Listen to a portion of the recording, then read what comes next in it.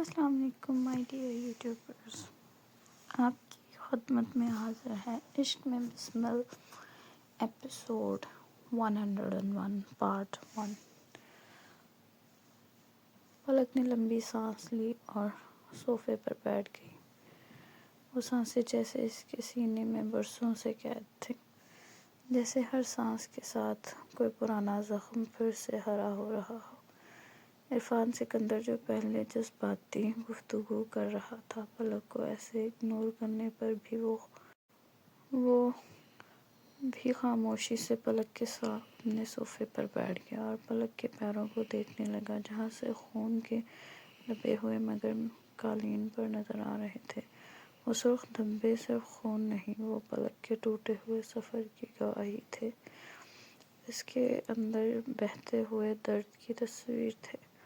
پلک نے عرفان سکندر کی آنکھوں کے زاویے کو دیکھا تو پلک کے ہونٹوں پر زخمی سی مسکراہٹ دوڑ گئی۔ وہ مسکراہٹ طنز بھی تھی، بے بسی بھی، اور ایک ایسی عورت کا غرور بھی جو ٹوٹ کر بھی جھکنے سے انکار کر دے۔ دیکھیں سکندر صاحب، آپ کون ہیں، کہاں سے آئے ہیں، کیوں آئے ہیں اور میری زندگی میں کس لیے آنا چاہتے ہیں، میں کچھ نہیں نہ جاننا چاہتی ہوں۔ میری زندگی ایک انسان سے شروع ہو کر اس ایک ہی انسان پر ختم ہے۔ اس کے بعد نہ کوئی تھا، نہ کوئی ہے اور نہ کوئی ہوگا۔ آپ کیا کہہ رہے تھے؟ آپ مجھے کبھی اکیلا نہیں ہونے دیں گے؟ بلا بلا واٹ ایور۔ اس کی آواز میں لرزش تھی مگر ارادے میں فولاد تھا۔ ہر لفظ جیسے خنجر بن کر فضا کو چیر رہا تھا۔ لیکن آپ شاید نہیں جانتے، میں اکیلی ہوں ہی نہیں، کیونکہ میرا شوہر ہر وقت میرے ساتھ ہے، میرے دل میں، میرے دماغ میں، میری آنکھوں میں، ہمیشہ اس کا عکس رہے گا۔ تو مسٹر جو بھی آپ ہو، کیا آپ ایک ایسی عورت کے لیے یہ جھولی پھیلا رہے ہیں جس کی آنکھوں میں دوسرے مرد کا عکس ہے، جس کے دل میں دوسرا مرد ہے، جس کے روم روم میں دوسرا مرد ہے، اور جانتے ہوئے وہ اس مرد کو میرے دل سے، میری زندگی سے نکال نہیں سکتا؟ یہ کہتے ہوئے اس کی آنکھوں میں آگ اتر آئی۔ وہ دیوانگی نہیں تھی، وہ وفا کی آخری حد تھی، ایک ایسی عورت کی حد جو مر سکتی ہے مگر بدل نہیں سکتی۔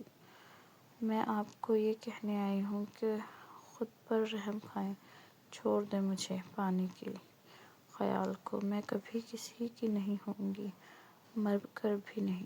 اس کے لہجے میں اعلان تھا، فیصلہ تھا اور اپنی ذات کے احترام کی قسم تھی۔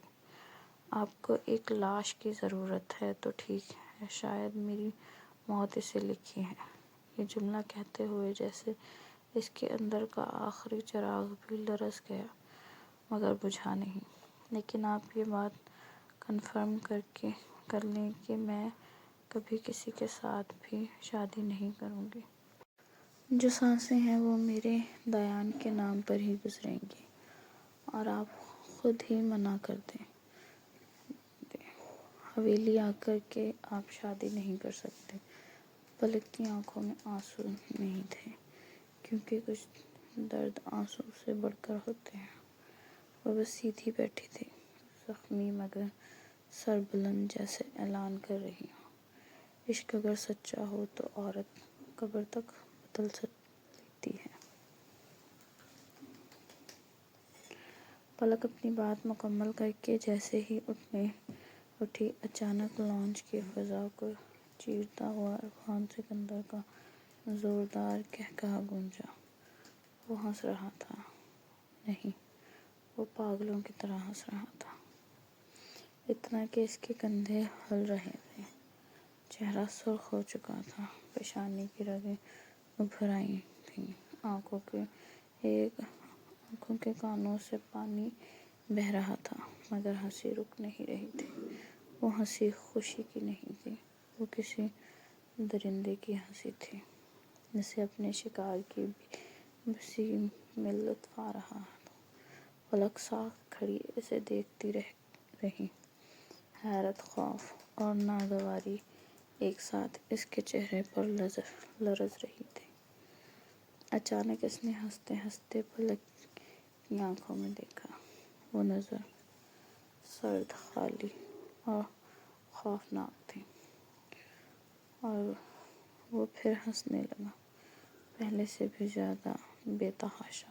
پلک نے نفرت بھری نظر اس پر ڈالی اور باہر کی طرف قدم بڑھایا، لیکن دروازے پر کھڑا براؤن رنگ کا پٹ بل ڈاگ، جس کا چہرہ سفید اور باقی جسم گہرا براؤن تھا اور منہ کھولے دانت نکالے، پلک کو یوں گھور رہا تھا جیسے اگلے ہی لمحے اس کی ٹانگوں سے گوشت نوچ لے گا۔ اس کی آنکھیں سرخ تھیں، سانسیں بھاری اور غراہٹ کمرے کی خاموشی کو چیر رہی تھی۔ پلک کے قدم وہیں جم گئے، اس کے گلے میں آواز اٹک گئی، جسم برف ہو گیا۔ پیچھے سے عرفان سکندر کی ہنسی اور تیز ہو گئی۔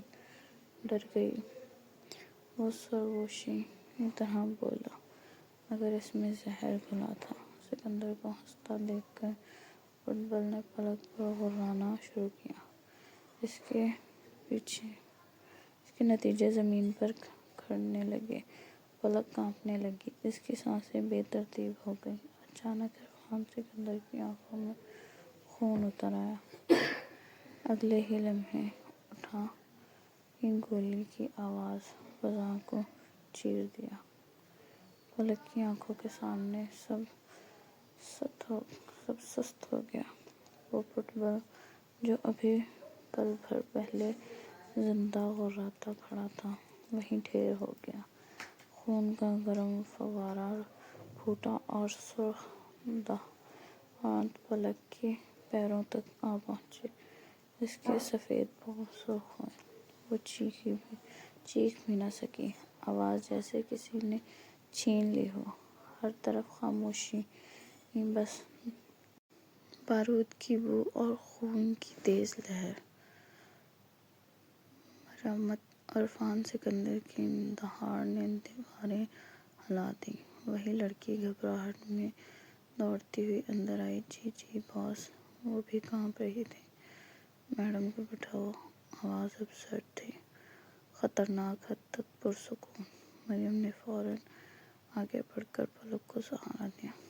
پلک کے گھٹنوں میں جان نہیں تھی۔ اسے صوفے پر بٹھایا گیا۔ عرفان سکندر کی نظر مسلسل پلک پر جمی تھی، جیسے وہ اس کے خوف کا ہر لمحہ محفوظ کر رہا۔ پیر دھلواؤ ان کے۔ مرہم لگا کر بینڈیج کرو۔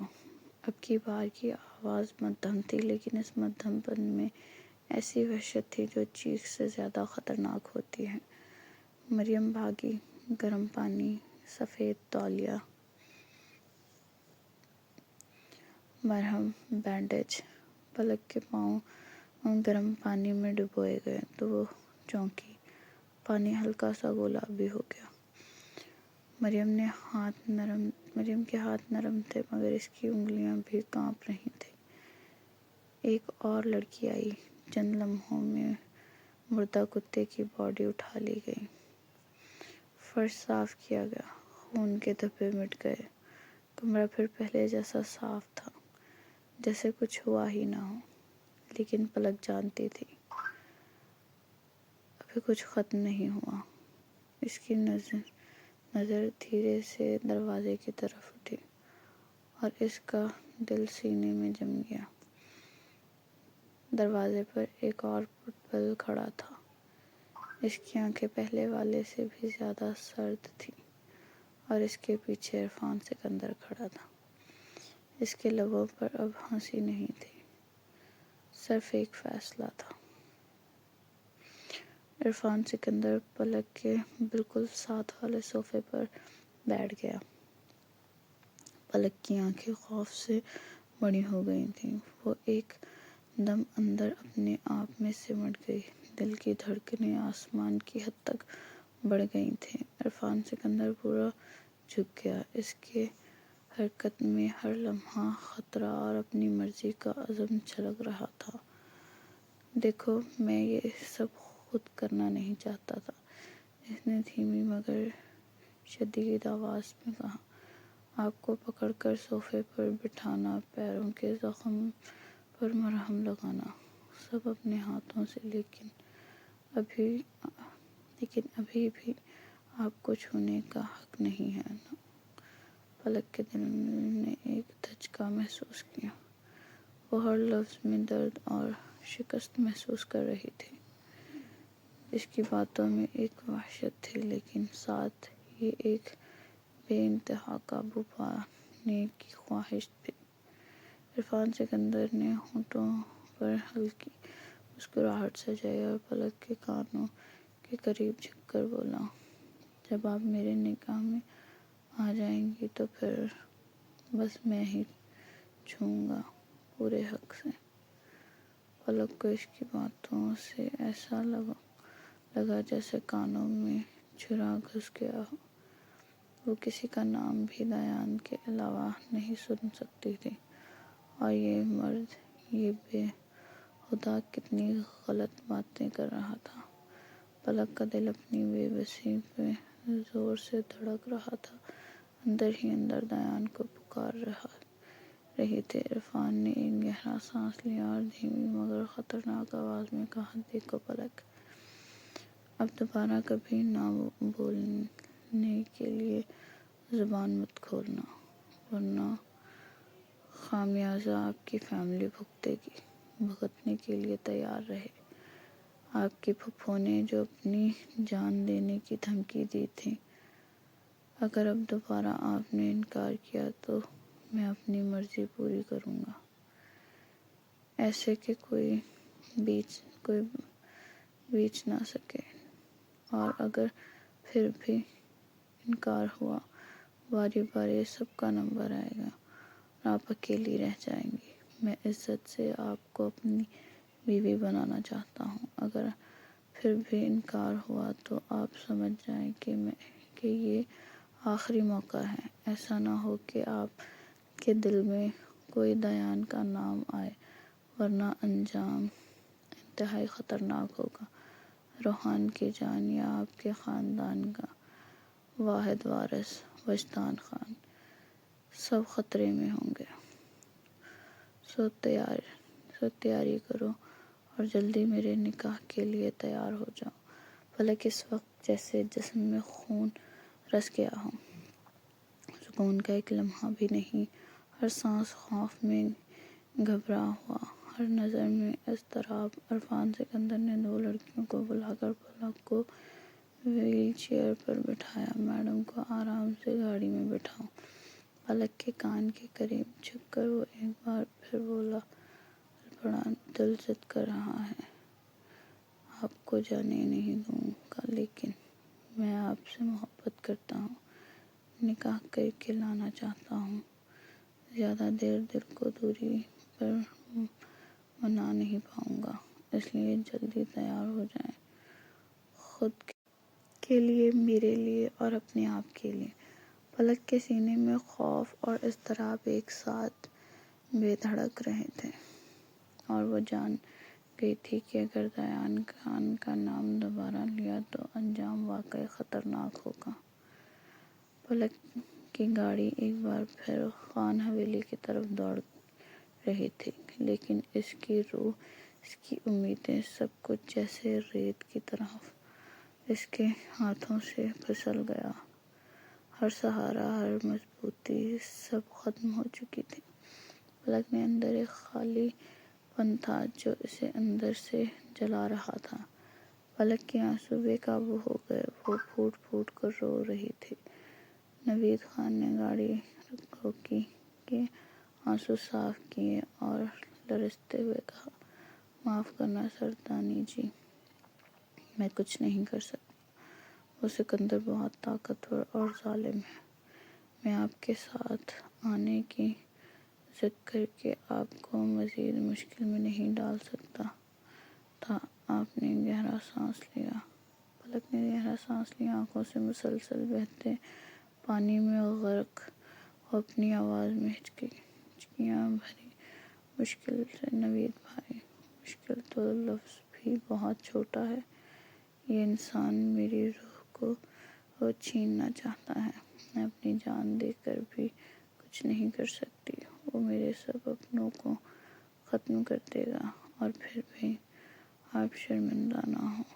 آپ نے جو کچھ کر سکتے تھے کیا، میں جانتی ہوں۔ کاش میرا دیان ہوتا تو یہ نیچ انسان، یہ ظالم مجھے کبھی ایسے مجبور نہ کر پاتا۔ جن رشتوں کو میں نے اپنا مانا وہ مجھے اب دلدل میں دھکیل رہے ہیں۔ کوئی راستہ نہیں، کوئی مدد نہیں۔ میں مر جاؤں گی۔ میں کیا کروں؟ میں بھاگ بھی نہیں سکتی۔ کوئی ہے ہی نہیں جو میرا سہارا بنے۔ پلک کی چیخیں، ہچکیاں اور آنسو سب کچھ ایک ساتھ گونج رہے تھے۔ وہ اپنے باپ، اپنے شوہر کا نام لے کر رو رہی تھی۔ بابا آ جائیں، دیان آ جائیں، مجھے بچائیں۔ نوید خان خاموش رہ گیا۔ اس کی آنکھوں میں درد اور عاجزی تھی، لیکن اس کے ہاتھ بندھے ہوئے تھے۔ وہ پلک کے طاقتور بے بسی کے سامنے کچھ نہیں کر سکتا تھا۔ پلک کی آواز اس کی روح کی چیخ، وہ میں رنج بس گئی تھی۔ ہر لمحہ جیسے دل پر ہاتھ مار رہا ہو۔ وہ صرف رو رہی تھی اور رو رہی، اور دنیا جیسے رک گئی ہو، بس اس کی درد بھری فریاد سن رہی ہو۔ ایپیسوڈز جاری ہیں۔ آپ لائک کریں، شیئر کریں، کامنٹ کریں اور سبسکرائب کریں۔